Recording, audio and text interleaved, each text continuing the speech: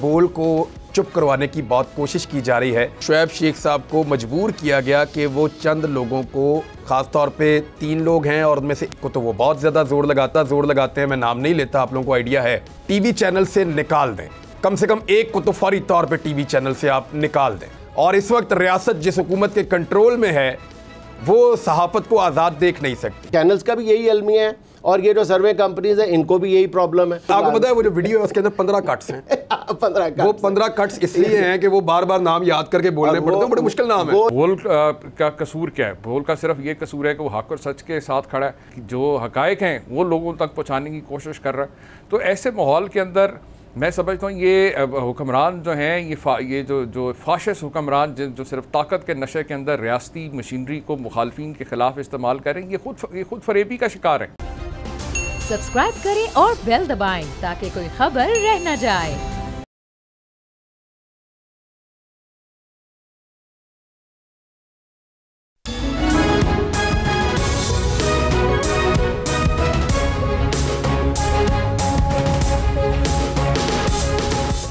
बिस्मिल्लाहिर्रहमानिर्रहीम, अस्सलाम वालेकुम नाज़रीन, आप बोल न्यूज़ देख रहे हैं। मैं इमरान रियाज खान हूँ। शुएब शेख साहब भी कीमत चुका रहे हैं और मैंने आपको पहले भी कहा था, पिछले हफ्ते आपको कहकर गया था कि जब तक बोल बोलता रहे तब तक बोल को सुनता रहेगा आप, क्योंकि बोल को चुप करवाने की बहुत कोशिश की जा रही है। मैं आपको क्लियरली कह दूँ कि शुएब शेख साहब को मजबूर किया गया कि वो चंद लोगों को, ख़ास तौर पे 3 लोग हैं और उनमें से को तो वो बहुत ज़्यादा ज़ोर लगाते हैं, मैं नाम नहीं लेता, आप लोगों को आइडिया है, टीवी चैनल से निकाल दें। कम से कम एक को तो फौरी तौर पे टीवी चैनल से आप निकाल दें। लेकिन वो निज़ाम के साथ ज़िद लगा कर बैठे हुए हैं, क्योंकि उनको इस बात का आइडिया है कि एक बात मनवाएंगे, दूसरी मनवाएंगे, तीसरी मनवाएंगे। और इस वक्त रियासत जिस हुकूमत के कंट्रोल में है वो सहाफ़त को आज़ाद देख नहीं सकती। उन्हें अपने खिलाफ कोई भी खबर सुनने की आदत नहीं है और उनको आदत है कि उनसे वही पूछा जाए जो वो चाहते हैं और लोगों को वही बताया जाए जो वो चाहते हैं। इसके अलावा वो किसी और चीज़ को ना सहाफ़त मानते हैं, ना किसी और चीज़ को दुरुस्त तस्लीम करते हैं। और फिर फाशिज़म तो आपके सामने है। लाहौर में जो बेचारा नौजवान जांबाक हुआ, उसके वालिद के हवाले से अभी मैं आपको एक खबर दूंगा, थोड़ी देर में अभी बात करते हैं, क्योंकि उस सारे मामले को इन्वेस्टिगेट कर रहे हैं हमारे एक साथी, वो वहाँ पे मौजूद भी हैं, राय साहब, उनसे मैं बात करता हूँ थोड़ी देर में। लेकिन शुएब शेख साहब वाले मामले के अंदर एक गड़ा मुर्दा उखाड़ा गया, पुराना एक केस लाए। यानी ये गड़े मुर्दे क्यों रखे जाते हैं? इसीलिए रखे जाते हैं, सालों तक इनके ऊपर कोई तहकीकात, कोई तफ्तीश नहीं होती। जब इंसान ये समझे कि ये तो शायद केस ही ख़त्म हो गया और केस में था ही कुछ नहीं और ये तो झूठा केस था, तो तब कहीं से वो केस निकाला जाता और निकाल के बंदा उठा लिया जाता है। शुएब शेख साहब को जिस तरह गिरफ्तार किया गया एक जाली किस्म के मुकदमे के अंदर, अजीबोगरीब मुकदमे के अंदर, और बगैर वारंट के गिरफ्तार किया गया उस वक्त जब वो एक अदालत में पेशी के लिए एयरपोर्ट पर पहुँचे थे इस्लामाबाद में। अब सहाफ़ी सरापा एहतजाज हैं, वो एहतजाज कर रहे हैं, सहाफ़ी तंजीमें एहतजाज कर रही हैं, हम भी एहतजाज कर रहे हैं, सब मजम्मत कर रहे हैं, लेकिन हुकूमत के कान पे जूं तक नहीं रेंग रही। 3 दिन का रिमांड हो गया शुएब शेख साहब का, वो बड़ी हाई स्पिरिट्स के अंदर थे, लेकिन उन्होंने कहा कि उनके साथ गैर इंसानी रवैया और सलूक किया गया है। ये उन्होंने खुद कहा कि मेरे साथ ज़्यादती की गई है, गैर इंसानी सलूक और रवैया मेरे साथ रवा रखा गया है। मुँह पर काला कपड़ा ये लोग ऐसे डालते हैं जैसे दहशतगर्द हैं कोई। यानी आपने वो शख्स देखा जिसने बलूचिस्तान में निजी जेलें बनाई हुई हैं, उसका जुर्म कितना छोटा सा है ना। देखिए, सिर्फ निजी जेलें बनाता है, लोगों को वहाँ पे रखता है, ज़बरदस्ती कैद करता है, रियासत के अंदर अपनी रियासत बनाई हुई है, कत्ल वत्ल हो जाते हैं, बस इतनी सी बात है। और उस आदमी को आप देखें पेश होते हुए, उसको हथकड़ी लगाने से पुलिस डरती है। मुस्कुराहट चेहरे के ऊपर वी का निशान बनाते हुए वो शख्स जाता है हमेशा, क्योंकि उसका जुर्म बहुत छोटा है। लेकिन यहाँ पे अगर आपकी कोई बात रियासत पाकिस्तान को पसंद ना आए या उसको चलाने वाली हुकूमत को पसंद ना आए और आपके निज़ाम को वो बात पसंद ना आए, तो फिर आपके मुंह पे काला कपड़ा डालते हैं एक ट्वीट के जुर्म में, एक खबर देने के जुर्म में, सिर्फ बोलने के जुर्म में, सिर्फ सच का साथ देने के जुर्म में। बस इतनी सी बात है। मेरे साथ जो मेहमान मौजूद है, मैं तारुफ करवाते भी इस पर राय ले लें, फिर आगे बढ़ते हैं, क्योंकि मैंने एक झूठ पकड़ा है, थोड़ा सा डाटा इकट्ठा किया है और वो आपके सामने मैं रखता हूँ। ये भी पाकिस्तान के निज़ाम से रिलेटेड है, पाकिस्तान के इदारों से रिलेटेड है। अब क्या करें, हम जब वो झूठ बोलेंगे तो हम पकड़ के बताएंगे ना, फैक्ट्स तो मौजूद हैं, वो आपको बताएंगे। उमर सरफराज चीमा साहब हमारे साथ मौजूद हैं पाकिस्तान तहरीक इंसाफ से, हमारे साथ जुनैद सलीम साहब मौजूद हैं, दोनों बड़े सीनियर लोग हैं, बड़े तजुर्बाकार लोग हैं। तो मैं बातचीत का आगाज़ करता हूँ जुनैद भाई आपसे। अब बोलना तो हमेशा से मुश्किल है, हमेशा से ही है, पहली दफ़ा तो हुआ नहीं है हमारे साथ। लेकिन इस दफ़ा आपको थोड़ा सा ज़्यादा मुश्किल लग रहा है या नहीं? थोड़ा सा नहीं, बहुत मुश्किल है, लेकिन ये बोलने वाले पे, सच बोलने वाले पे इसका इन्हिसार है कि वो इसको कितना मुश्किल महसूस करता है। इमरान भाई, बात असल में ये है कि जो इस वक्त ताकत जो है वो खा वो शुएब शेख को खामोश करवाने वाली ताकत हो या इंतखाबात के इल्तवा के लिए कोशिश, इंतखाबात के इल्तवा की कोशिश करने वाली ताकत हो, उन दोनों जो कामों पे मरकूज़ है, तवज्जो मरकूज़ किए बैठी ताकत है, वो एक ही है ज़ाहिर है। मेरा ख्याल है कि उनको दोनों काम अगर वो करना चाहते हैं तो उसका तरीक़ाकार एक ही है कि कुछ अरसे के लिए आप आइन को लपेट के रख दें, फिर इसके अलावा तो मुमकिन नहीं है। देखिए, जस्टिफिकेशन बन जाएगी, फिर जस्टिफिकेशन है ना जी, और फिर जो उसके खिलाफ रिएक्ट करने वाले लोग हैं उनके लिए कुछ अरसे के लिए क्यों लपेट दें? 70 साल की ख्वाहिशात पूरी हो रही हैं तो फिर अगले 70 साल भी लपेट दें। बिल्कुल बिल्कुल, फिर बिल्कुल पहले आइन के इस मलफूफ जो एक कवर था उसके अंदर रहकर ये सब कुछ करना उनके लिए जायज़ था, लेकिन जब हालात ने इस हद तक करवट बदली है कि सब कुछ अपसाइड डाउन हो गया, तो फिर मेरा ख्याल है कि अब उनको किसी मलफूफ निज़ाम की जो ज़रूरत है उससे ज़्यादा करने की ज़रूरत महसूस हो रही है, और दूसरी कोई बात नहीं है। अब अंडर द कवर कुछ किया नहीं जा सकता। देखें, जब इलेक्शन इसलिए आगे किए जा रहे हैं, सीधी सीधी बात है, उसको ये लॉ एंड ऑर्डर, और ये आप भी जानते हैं, मैं भी जानता हूँ, पहले क्या थे कितने ख़राब लॉ एंड ऑर्डर की उसमें इलेक्शन हुए, उससे भी ज़्यादा बदतर हालात में इलेक्शन हुए। अब प्रॉब्लम क्या आ गई है? प्रॉब्लम आ गई है भाईजान, ये जो आपको सर्वे करवाने का शौक़ है ना, ये जो आपको सच दिखाने का शौक़ है बहुत चढ़ा हुआ ना, जब आप सच दिखाते हैं, जब आप माइक लेके बाज़ारों में जाते हैं और वही हल्का जो आज अभी तो जा ही नहीं रहे, नहीं आप देख लेना जुनैद भाई, पहले तो अभी 95% लोग तो बाहर जा ही नहीं रहे मीडिया। तो फिर आप सर्वे ना करवाएं। अच्छा, सर्वे वाले भी मेरे एक दोस्त हैं, मैं खबर आपको दे दूं, आप अपनी मर्जी के सर्वे करवाते हैं और वहां से ये पता चलता है कि जी 60, और हालांकि पूरा प्रेशर डाल के कहा जाता है कि जी इमरान खान 60% है तो उसको 34 कर दो, हालांकि वो 34 नहीं है। आप मैं आपको कहता हूं, मेरे एक दोस्त हैं 17% वो ये बता रहे हैं कि हम ग्राउंड सर्वे के बाद, मेरे एक दोस्त हैं बड़े अच्छे, उन्होंने मुझे ऑफ द रिकॉर्ड ये बात बताई है, और उनकी बड़ी अच्छी सर्वे कंपनी के अंदर वो काम करते हैं। वो कह रहे हैं जी ग्राउंड सर्वे के बाद हमें टेबल सर्वे दोबारा तैयार करना पड़ता है कि इस वक्त इतनी वन साइडेड सिचुएशन है, और टेबल सर्वे हम इसलिए तैयार करते हैं दोबारा कि हमारा कुछ थोड़ा सा ऐसा लगे कि बैलेंस है, वरना ये तो हमारी बोटियां नोच देंगे। हाँ, अच्छा, यही हाल जो है ये चैनल्स का है कि चैनल्स भी ज़बरदस्ती न्यूट्रल, ये जो ज़बरदस्ती न्यूट्रल होने का शौक चढ़ा हुआ है ना हम लोगों को, यही हमें सच्चाई से, हाँ, यही हमें सच्चाई से दूर लेके जा रहा है। तो जब हमें चैनल्स का भी यही अलमिया है, और ये जो सर्वे कंपनीज है इनको भी यही प्रॉब्लम है कि नहीं जी हमारा सर्वे जो है वो कुछ करीब हकीकत के लगना चाहिए, और हकीकत के करीब चाचा जी यही लगेगा ना भाईजान। आप 83 और 17 का फ़र्क है, अब कर लें सर्वे। लेकिन यही सर्वे, यही मरियम नवाज ने 38, 36 और 36 को जमा कैसे किया? बड़ा कमाल किया जी। हाँ, सर ये तो आपको दाद देना बनता है। और वो भी ले लेती, वो जो 10% ने कहा है ना कि जी वोट नहीं डालेंगे, हमारा कोई भी लीडर नहीं है, वो भी कोई भी लीडर नहीं का भी मतलब है कि नून लीग है, वो भी डाल लेते बीच में।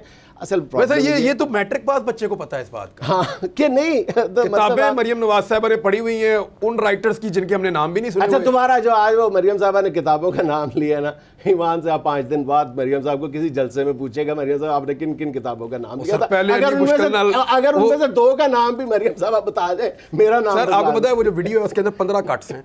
15 कट्स इसलिए हैं कि वो बार बार नाम याद करके बोलने पड़ते हैं, बड़े मुश्किल नाम है। वो ये समझती होगी कि ये बात सिर्फ इमरान रियाज खान या जुनैद सलीम पकड़ सकता है, आम पब्लिक इतनी अवेयर हो गई है कि उनको भी नजर आ रहे हैं। टिकटॉक बनाता है हर बच्चे को कट लाना आ गया है, वो टिकटॉक बना रहे हैं, सारे कट लगा रहे हैं। और दूसरी बात ये है कि आप किताबें कोई आसान सी बोल देते ना तो फिर भी शायद कोई 2 लोग राजा गिद्ध पढ़ लेते, जो बानो कुर्सियां पढ़ लेते, कोई इशफाक अहमद पढ़ लेते, इशफाक साहब की 2 किताबें, तो फिर शायद कोई 2-4% लोग इमरान सीरीज का कह देते हैं। हाँ, इमरान से यार तुसी ते किताबां दे ना ही हो लेने जेड़े दोबारा तुसी आप नहीं दस सकते।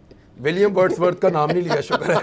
अच्छा चले, शेक्सपियर का भी नहीं लिया। हाँ, और ये भी नहीं किया कि मैं इसको सर वो एक्चुअली वो नोन है ना, वो नोन है तो थोड़ा मियां साहब से ट्यूशन पढ़ने आते थे। अच्छा, मैं अब ये जो शुएब शेख साहब के साथ हो रहा है, उमर चीमा, इसको रोज़ाना बर्दाश्त किया जा रहा है पाकिस्तान के अंदर।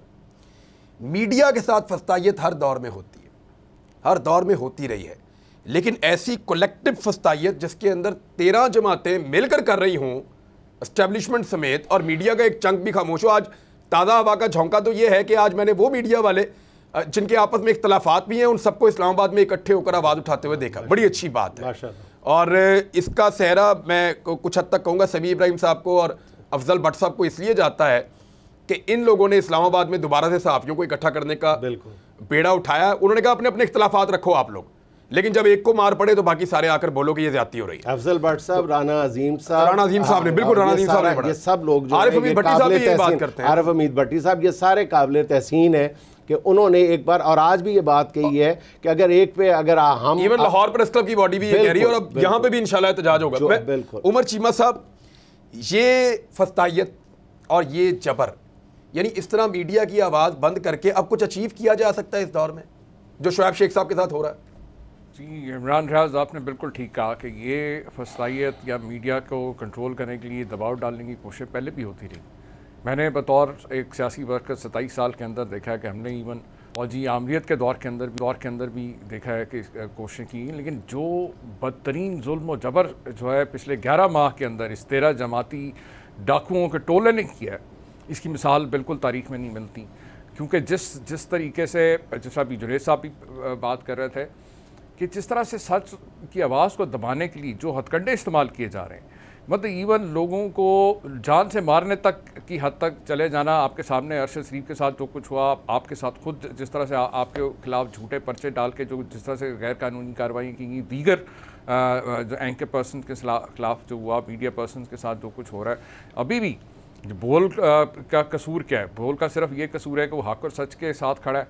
वो लोगों को जो हकायक हैं वो लोगों तक पहुंचाने की कोशिश कर रहा है।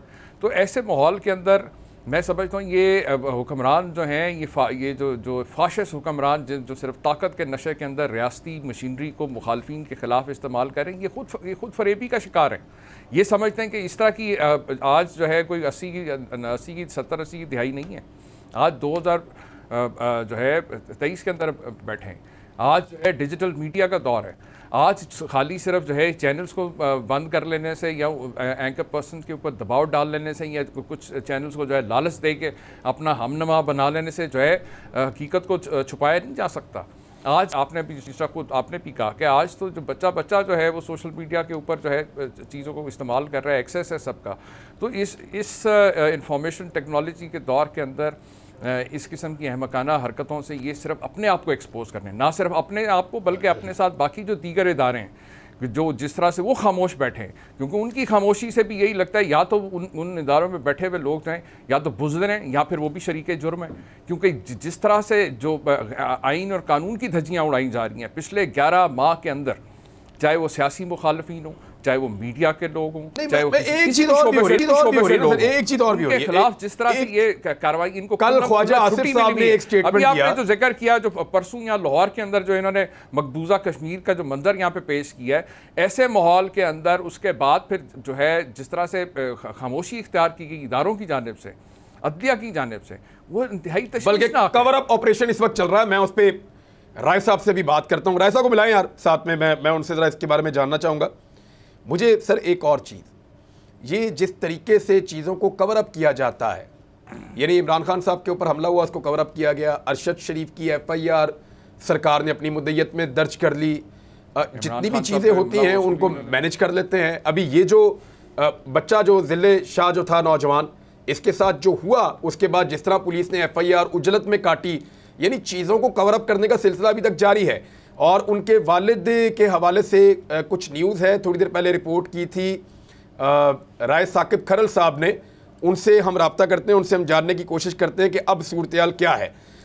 एक और चीज़ है जी, सिक्योरिटी फोर्सेस ने ये मशवरा दिया है कि इंतखाबात ना करवाए जाएं। सिक्योरिटी फोर्सेस ने इलेक्शन कमीशन ऑफ पाकिस्तान को ये मशवरा दिया है, हुक्म दिया है इंतखाबात ना करवाने का मशवरा दिया। सर देखें, वो जो खबर में आता है वो मशवरा आता है। तो वो मशवरा ये दिया है कि इंतखाबात ना करवाए जाएं सिक्योरिटी फोर्सेस ने, क्योंकि हालात जो है वो सिक्योरिटी के इस किस्म के हैं कि पाकिस्तान में इंतखाबात नहीं होने चाहिए। मैं थोड़ा सा डाटा आप लोगों के साथ शेयर कर देता हूँ जितनी देर में हम राय साकिब खरल साहब को लाइन पे लेते हैं, ताकि फिर बाद में हम उस इशू के ऊपर बात करेंगे। 2008 में पाकिस्तान में इंतखाबात हुए थे। 2008 में जो दहशतगर्दी के वाक़यात हुए पाकिस्तान में वो 1149 थे, 1149 वाक़यात। और 1796 सिविलियंस और 647 सिक्योरिटी फोर्सेस के मिलाकर 2443 अफराद पाकिस्तान में शहीद हुए थे। ये 2008 की बात बता रहा हूँ। ये जो वाक़यात हैं मौजूदा 3 महीने के साथ 2023 वाले जो 3 महीने हैं इनके साथ एवरेज निकाल के अगर आप इनको मुवाजना करें तो 4 गुना कम वाक़यात इस साल हो रहे हैं और जो उसके अंदर शहादतें हो रही हैं वो 3 गुना कम हो रही हैं। यानी इस वक्त दहशतगर्दी 3 से 4 गुना कम है एज़ कंपेयर टू 2008 जब इलेक्शन हुए थे पाकिस्तान में। 2013 पे आ जाए, ये पीक ईयर था पाकिस्तान में दहशतगर्दी का, 2012 और 2013। इसके बाद पाकिस्तान में ऑपरेशन बहुत तेज़ी से हुए थे। इससे पहले राह रास्त था, इसके बाद एक राह नजात था और फिर एक ज़रबुल अज़ब एक ऑपरेशन था पाकिस्तान में। 2013 में 2713 सिविलियंस और 665 सिक्योरिटी फोर्सेस के जवान जो हैं वो शहीद हुए थे। टोटल मिलाकर 3378 लोग जो हैं वो पाकिस्तान में शहीद हुए थे 2013 में, और जो वाक़यात हुए थे वो 2034 हुए थे। यानी अगर आप इसको कंपेयर करें 2023 के इन 3 महीनों के साथ 4 पे डिवाइड करने के बाद उसी तरीके से उसी रेशो के निकाल के तो 6 गुना कम वाक़यात हुए और 4 गुना कम जो है वो शहादतें हुई हैं अभी इस वक्त।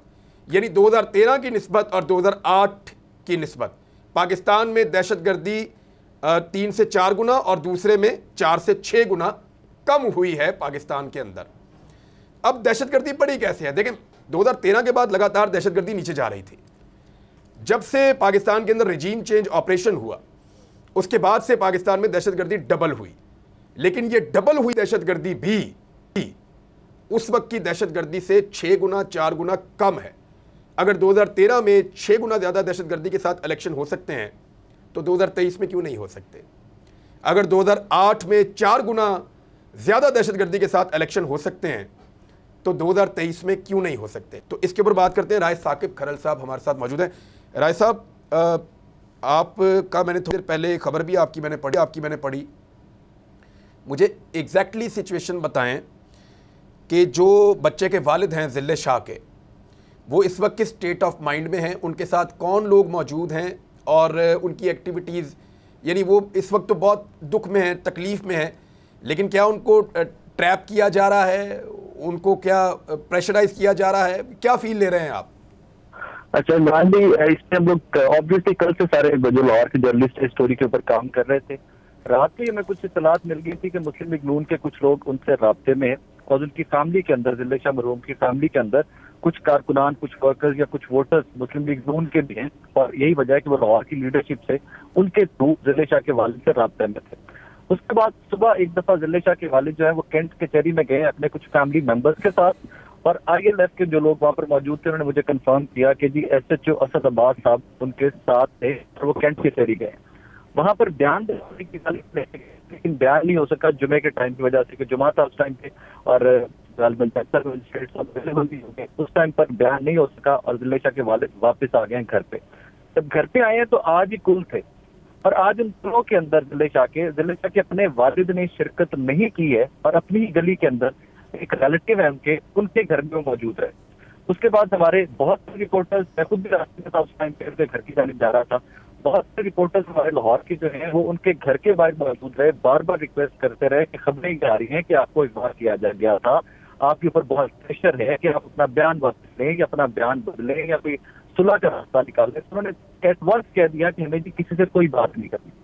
उसके बाद एक वीडियो मुझे आती है, उन्हीं के मोहल्ले में से एक साहब ने रिकॉर्ड करके मुझे एक वीडियो भेजी जिसमें ज़िले शाह के फादर खड़े हुए हैं, उनके साथ एक साहब खड़े हैं, तो ज़िले शाह मरहूम के बहनोई और उनके वालिद ऑब्वियसली जो साथ खड़े हुए हैं उनके दामाद हैं, और वो बोल रहे हैं कि खुदारा झूठी खबरें मत चलाएं, हम लोग पहले बहुत स्ट्रेस में हैं, आज हमारे बच्चे के कुल है तो हम लोग उनके ऊपर कोई प्रेशर नहीं है, ये नहीं वो नहीं। लेकिन मैं कम कर सकता हूँ कि बैकडोर पे कुछ ना कुछ चल रहा है। पुलिस भी रास्ते में ज़िले शाह की फैमिली के साथ, मुस्लिम लीग नून भी रास्ते में ज़िले शाह की फैमिली के साथ, और यही वजह है कि मीडिया को दूर रखा जा रहा है। उनको स्ट्रिक्टली कह दिया गया है कि अपने मीडिया से जितना दूर हो सकता है उतना दूर रहना है, ताकि किसी सवाल के जवाब में या कोई जो बुजुर्ग हैं, जुलेशा के वालिद हैं, कहीं पर वो सच ना बता दें कि हमारे ऊपर प्रेशर है या हमें किसी अप्रोच किया जा रहा है या फिर चीजें ठीक कर सुबह की तरफ जा रही है या हम पे ये प्रेशर डाला जा रहा है कि आप इस तरह का बयान दे दें और मामले को रफा दफा कर दें। लेकिन I can surely confirm you कि कुछ ना कुछ डेफिनेट इंसान भी चल जरूर रहा है, उनके ऊपर प्रेशर फैमिली के ऊपर बहुत है इस टाइम पे। जी उमर चीमा साहब, देखें जो ये बात अभी राय साहब ने की, बिल्कुल ये कल देखिए वर्कर तो वो आपका था और इंसाफ उसको चाहिए, पर्चा पुलिस ने अपनी मुद्दत में कर दिया।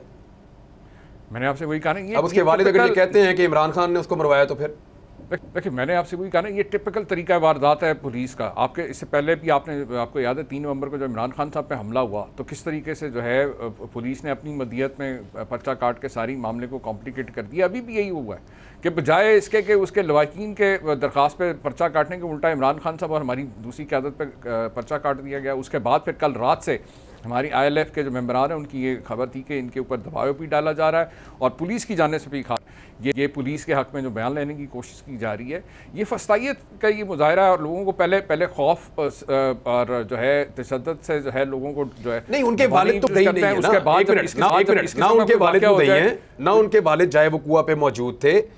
एक्चुअली तो ये मामला रियासत का है कि एक आम शहरी उसको उठाया गया, गिरफ्तार किया गया, फिर उसकी डेड बॉडी अस्पताल पहुंच गई 1.5 घंटे के बाद। उस 1.5 घंटे में उसके साथ क्या हुआ, जिन्होंने गिरफ्तार किया था वो उसके लिए रिस्पॉन्सिबल हैं। इसकी तहकीकात करवाना रियासत की जिम्मेदारी है। उसका वालिद ना तो इस केस का मुद्दई है, ना वो मौके पे मौजूद था और ना उसने ये सारा कुछ होते हुए देखा है। अब वालिद की वल्दियत को इस्तेमाल करते हुए इस मामले को रफा दफा करने की ऐसी कोशिश इस जगह पे, ये तो फिर नाइंसाफ़ी के ऊपर एक और नाइंसाफ़ी है। बिल्कुल है। और मैंने आपसे कहा ये टिपिकल तरीका है वारदात है पंजाब पुलिस का कि इस किस्म की गुंडागर्दी के बाद जो है जो कमज़ोर लोग हैं बेचारे, उनके ऊपर इस तरीके से दबाव डाल के जो है इस किस्म की स्टेटमेंट दिलवा के मामले को रफा करने की पहले भी कोशिश की जाती रही और अभी भी हो रही है। लेकिन इससे पहले जो आपने बात की, जो हालात जिस तरह से ये कोशिश की है कि जी हालात सिक्योरिटी के हालात ठीक नहीं है, ना मसला सिक्योरिटी का है ना वसाइल का है, मसला सिर्फ एक ही है इस 13 जमाती डाकुओं के जत्थे का कि ये जो 1 पॉइंट एजेंडे पे जो इकट्ठे हुए थे, जो इन्होंने NRO लिया, अब उसको कैसे महफूज रखना है। वो जो इन्होंने चोरियाँ अपनी सारी माफ़ कराई हैं, जो इन्होंने कवानीन तब्दील किया, दूसरे बात जो जितने बाई इलेक्शन हुए उसके अंदर ये देख चुके हैं। अभी जो रिसेंटली जो राजनपुर के अंदर भी हुआ, सारी 13 जमातों ने मिल के भी जो है 50% वोट भी नहीं ले सके जो हमारे कैंडिडेट ने बतौर MNA वहाँ से हासिल किए। तो जो सियासी मैदान में जो शिकस्त का खौफ और दूसरी तरफ जो अपनी चोरी बचाने के लिए ये सारे मामला से जो इलेक्शन के अंदर इल्तवात डालने, ये पहले दिन से हो रहा है। मुझे याद है लाहौर हाई कोर्ट के अंदर जब ये इनका इलेक्शन कमीशन का जब नुमाइंदा आया तो उसने क्या कहा, उसने कहा जी कि हमने सिक्योरिटी मांगी है। वो कह रहे हैं कि जनाब दहशतगर्दी की वजह से हम जो है सिक्योरिटी फोर्सेज नहीं सिक्योरिटी प्रोवाइड कर सकते, ख़जाना कह रहा है पैसे नहीं है, जुडिशरी कह रही है कि हमारे पास पेंडेंसी अचानक इतनी ज़्यादा होगी क्या जनाब, क्योंकि आप आज भी जो इलेक्शन कमीशन ने जो ROs की लिस्ट जारी की है वो सारे के सारे जो है पंजाब गवर्नमेंट के एम्प्लॉइज़ हैं। बजाय इसके कि इलेक्शन की शफाफियत को और इंश्योर करने के एक जो है न्यूट्रल जो है ROs लगाए जाते हैं, जुडिशरी की तरफ से लगाए जाते हैं जैसा पहले भी होता रहा, और इलेक्शन की मॉनिटरिंग के लिए जो है फ़ौजी अफसरान और फ़ौज के जवान जो हैं जैसा पहले तैनात होते रहे उस तरह से किए जाते हैं। तो ये सारा जो मामला है कि ये टोला जो है अपने अज़ाइम के लिए रियासती इदारों को, रियासती मशीनरी को भी अपने साथ मिला के अपने जो है ये मामला को जिस तरह से ये इल्तवा कर रहे हैं, इलेक्शन इल्तवा कर रहे हैं, इससे ना सिर्फ ये बल्कि इनके साथ बाकी लोग भी जो हैं वो इदारों के ऊपर भी इल्ज़ाम आ रहा है। असल में प्रॉब्लम ये है और जो आप बात फरमा रहे हैं ना, ये अब मामला इतने एकतरफा होते जा रहे हैं। सिक्योरिटी वाले वापस आते हैं फिर, क्योंकि मामला अब सिक्योरिटी के ऊपर आ गया है तो एक गल ऐसा लगता है कि हाथों निकल गई है। तो एक ब्रेक ले लेते हैं, वापस आके बात करते हैं।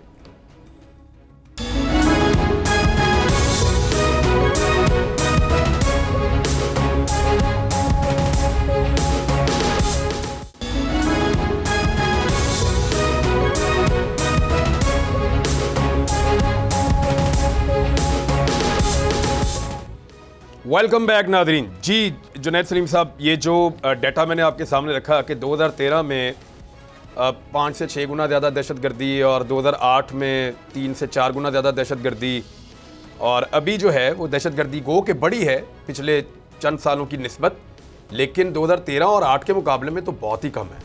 असल में देखें जी, बात फिर वही आ जाती है, आप पूछ रहे हैं कि इसकी वजह क्या है। अभी आपने पहले गुफ्तगू करते हुए फरमाया था कि आप इसकी वजह क्या है, आप अपने दिल पे हाथ रख के बताएं, आपको वजह नहीं पता। और क्या इस कौम के किसी बच्चे से दहशत तो है, वो वाली दहशत नहीं है, दहशत तो है जी। और वो दहशत हर गुजरते दिन के साथ बढ़ती जा रही है। This is a basic problem ना। और वहशत भी बढ़ती है। और दूसरी बात यह है कि उमर अभी कह रहे हैं कि उन्होंने ये आरओ जो असिस्टेंट कमिश्नर लगा लिए, वो इस पर भी कनात नहीं करेंगे जी। मैं आपको खुल के बता रहा हूँ कि आप इस तरह भी इलेक्शन लड़ा लें, इससे अगली स्टेज पे चले जाएं। आप जाती उम्रा के माली जो हैं वो प्रिजाइडिंग अफसर बना लें, आप उनको बना लें, जो पूरा इलेक्शन जो आप माली और चौकीदार करवा लें जाती उम्रा के। फिर भी ये देखें, असल प्रॉब्लम यह है कि देखें पोल रिगिंग जो है ना, तीन तरीके से आज तक इस मुल्क की जो इस्टेब्लिशमेंट अशराफिया जो मर्जी के वो पोल में यानी कंट्रोल पाती रही है इलेक्शन पे। एक होती है प्री पोल रिगिंग, एक होती है पोल रिगिंग, एक होती है पोस्ट पोल रिगिंग। अच्छा, अब प्री पोल रिगिंग उन्होंने ज़िमनी इलेक्शन में भी करके देख ली, डीजी खान में भी करके देख ली, उसका नतीजा देख लिया उन्होंने। उसके बाद पोल रिगिंग भी करके देख ली। प्री पोल रिगिंग इतनी वर्स्ट हुई है इमरान भाई कि आपको अंदाज़ा नहीं है कि डीजी खान में क्या दस्ती बम फेंके गए हैं घरों में, दस्ती बम। एक एक घरों को आग लगाई है, खड़ी फसलें, बकरियां। अच्छा जमीनें। अच्छा, पाकिस्तान की तारीख में धांधली की बड़ी लंबी तारीख है। कैंडिडेट गिरफ्तार हुए, प्रिजाइडिंग अफसर गिरफ्तार हुए, पोलिंग एजेंट गिरफ्तार हुए, वोटर कभी गिरफ्तार नहीं हुआ। वोटर डीजी खान में पहली बार गिरफ्तार हुआ है और 200-300 वोटर इकट्ठा गिरफ्तार किया गया जिस बस्ती पे, मैं आपको बस्ती सोरानी है वहां पे उन्होंने बसें भर भर के वोटरों को गिरफ्तार किया। और वजह सिर्फ ये थी कि वहां पे एक झंडा लगा हुआ था पीटीआई का। उनके बकरियां उठा ली गई, यानी 100-200 बकरियां उठा ली गई। और नतीजा अगले दिन आपने देख लिया। अब पोस्ट पोल रिगिंग जो होती है वो फिर अगर करते हैं बड़े लेवल पे तो फसादात जन्म लेते हैं। वो फिर उनको पता है कि पब्लिक फिर रिएक्ट करती है। अगर प्री पोल और पोल रिगिंग काम ना ला सके तो फिर ये पोस्ट पोल रिगिंग होती है, नताइज तब्दील कर दिए जाते हैं बड़े लेवल पे, चुरलू फेर दिया जाता है, झुरलू। और उस 70 में भी फिर आपने देख लिया और हमेशा देखें झुरलू होता है कि 10,000 वोटों का फर्क एग्जैक्टली 15,000 वोटों यही तो मैं अर्ज कर रहा हूं, 50,000 वाला झुरलू कहां से लाएंगे? यही तो जुर्म है। आप यही तो पीटीआई का जुर्म है, ये जो आपके साथ हुआ 17 जुलाई को जुर्म है। अगर इमरान खान देखें खड़ा होता 55-45 के फर्क पे तो इलेक्शन हो जाने थे। नहीं, 17 जुलाई के इंतखाबात में होता तो हो जाने थे। 17 जुलाई के इंतखाबात में सारा कुछ हुआ था, सब कुछ करके देखा गया था। वो मार्जिन इतना ज्यादा था कि वो कवर नहीं हुआ। ये बात अब 17 जुलाई को नहीं हुआ तो अब कैसे हो जाएगा? अब तो सिचुएशन उससे ज्यादा वर्स है। जो महंगाई, अब 17 जुलाई को महंगाई उतनी नहीं थी, हालात उतने खराब नहीं थे, गवर्नेंस उतनी बुरी नहीं थी, और 17 जुलाई को इस आग डार पाकिस्तान में नहीं थे, जो सबसे बड़ी बात है। अब तो डार साहब भी माशाल्लाह यहाँ पे हैं।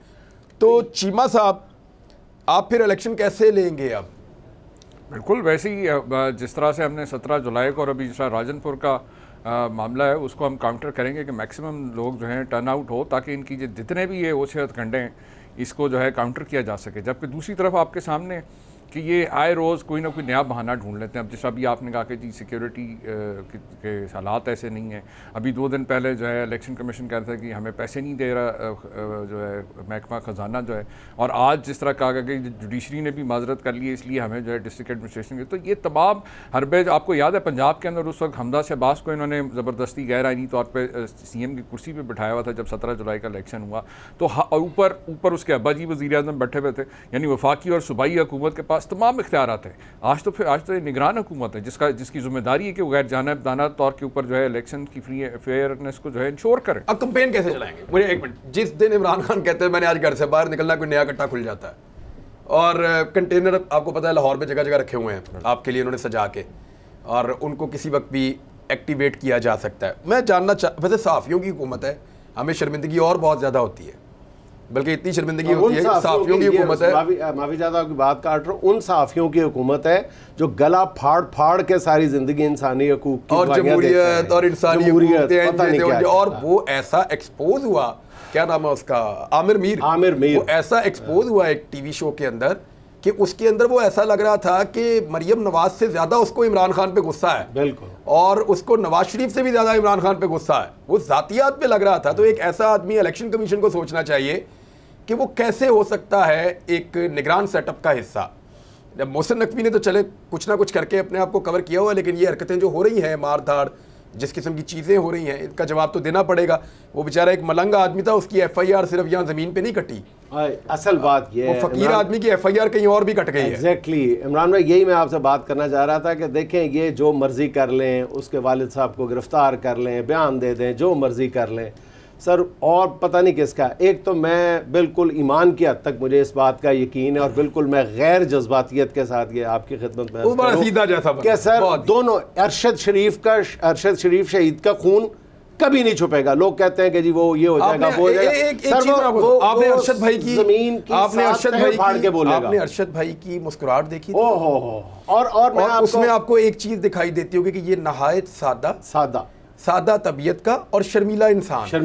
मुझे कुछ अर्सा बड़ा हया वाला इंसान। मुझे उनकी ना कॉल आई और मुझे कहने लगे कि मैंने ये आपने कहा बहुत शर्मीले थे, तो मुझे उन्होंने मेरी को पोस्ट देख के कहा कि यार ना आप ऐसे काम किया करो। मुझे ऐसे बड़े प्यार से कहने लगे, कहते यार पप्पू से आप हैं तो आप ना किया करें। मैं कह जी मैं पप्पू सा हूँ, लेकिन मैं आपको एक बात बता दूँ कि आप मुझे बड़ी आपका शुक्रिया कि आपने बड़ी प्यार से बात की है। मैंने कहा जी मेरे वालिद साहब कौमी इत्तेहाद की तहरीक में जेलें काट चुके हैं, 1 दफ़ा नहीं 2 दफ़ा नहीं 3 दफ़ा, और मेरा सगा बड़ा भाई जो है वो बिल्कुल दूसरी तरफ से शाही किला काट चुका हूँ। कहते हैं आप, तो मैंने कहा जी पप्पू मैं नहीं, पप्पू आप हैं। मैंने कहा अरशद भाई पप्पू से तो आप बड़े बाहया इंसान थे और बहुत ही धीमे लहजे के इंसान थे। फिर मुझे उनके साथ और ये जो बच्चा जो लड़का, अच्छा आपको मैं एक बड़ी अजीब, आपको याद नहीं है उस दिन खान साहब से मिलने के बाद औरिया साहब और आप आगे पीछे निकले तो पीछे से उन्होंने घेर लिया आपको भी, वो सेल्फियाँ लेने वालों, वो पीछे से PTI के सारे वर्कर से। तो ये मुझे नहीं पता था कि कौन है। मैंने कल जब इसकी डेथ आई और डेथ की खबर आई और इसको देखा तो मैंने फ़ारूक हबीब साहब से पूछा कि ये वही है। उन्होंने कहा नहीं वो नहीं है। फिर बाद में खैर कन्फर्म हो गया वही है।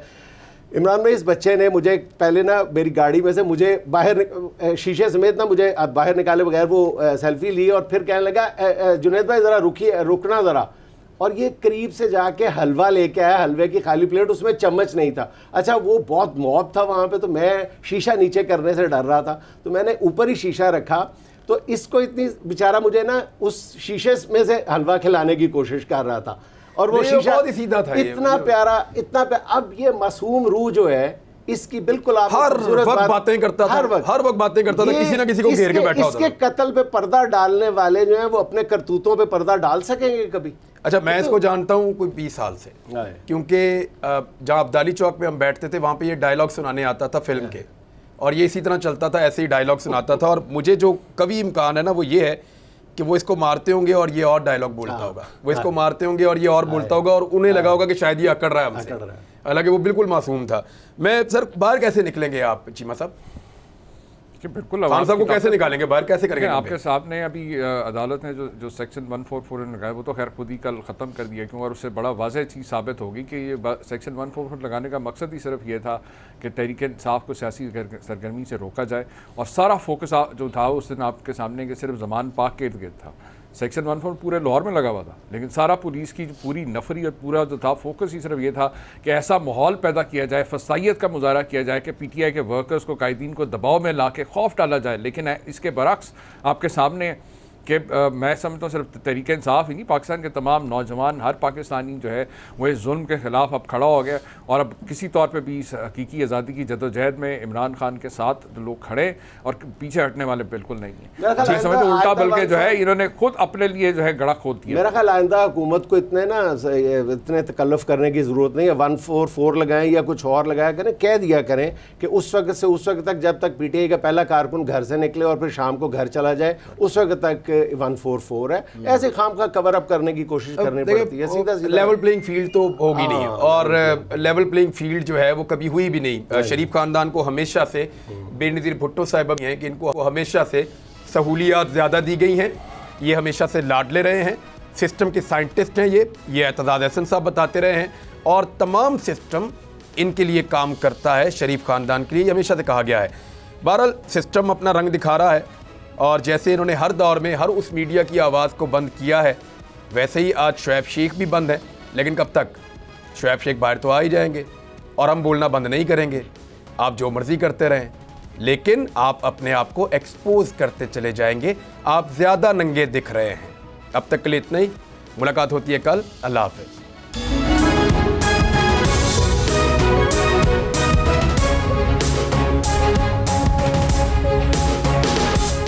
मैं आज शुएब शेख को खास तौर पे दाद देना चाहता कि ये है आज़ादी राय, आज़ादी सहाफत, ये उसकी जंग है। हर किस्म के दबाव के बावजूद शुएब शेख खड़े रहे इस मुल्क की उस सहाफत के साथ जो जमहूरियत का हुस्न है। एक वो सहाफत जो किसी प्रेशर में नहीं आती, जो किसी एस्टेब्लिशमेंट से नहीं खौफजदा होती। ये जो डाकू मुसल्लत किए गए हैं, इनकी रिश्वत नहीं लेती, वो है इस मुल्क की असासा। सहाफत वो असासा बन जाता है।